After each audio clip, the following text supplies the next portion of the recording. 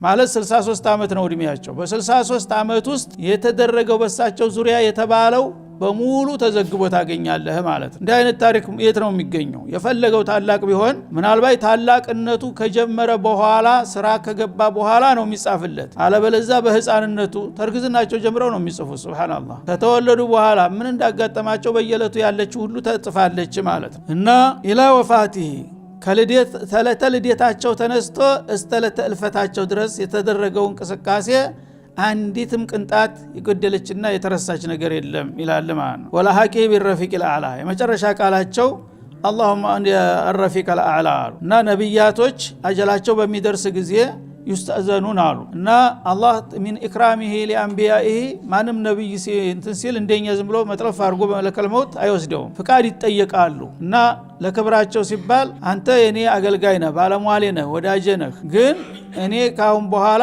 ተልኮህን አድርሰሃል፣ እድሜህን አጠቃለሃልና ወደ እኔ ብትመጣ ምን ይመስልሃል ብሎ መልእክት ይልክበታል አላህ ለነብዮች ማለት ነው። ለሳቸው ብቻ ለሌላውም ነብይ ማለት ነው። ለነ ሙሳ ሁሉ ተደርጓል።